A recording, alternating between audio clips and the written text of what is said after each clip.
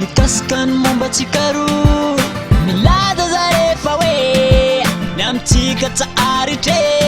aza miasa saina aza miasa loha tsy mbola niova taminao le fitiavako ekeko fa tsy maintsy misy raha mampiady nefa matokisany amintsika mandrama azamanafanao kinako ny foko sy saiko le tokako etanta masapiaro any tavako rehetra efa lasanao afoko tsy jiro olo-ka fefenao reronoando na misy vavan'olo kaza tao ampanahy nao le anjara ataoko silam-panahy mbola eto an-tany dia ianao ihany notokanao ampoko ao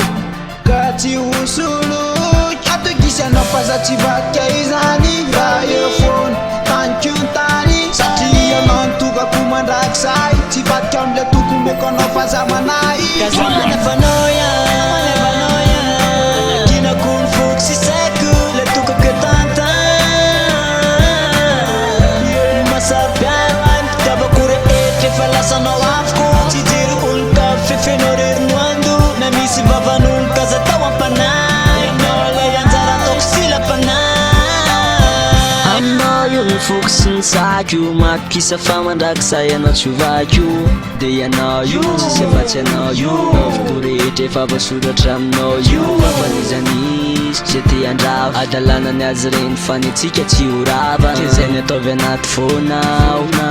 maro ny viavy tsisy asolo anao tsisy asolo anao tsisy asolo anao yeah kazamanafanao kinako ny foko sy saiko le tokako etanta masapiaro any tavako rehetra efa lasanao afoko tsy jiro olo-ka fefenao reronoando na misy vavan'olo kaza tao ampanahy nao le anjara ataoko silam-panahy kazamanafanao kinako ny foko sy saiko le tokako etanta masapiaro any tavako rehetra efa lasanao afoko tsy jiro olo-ka fefenao reronoando na misy vavan'olo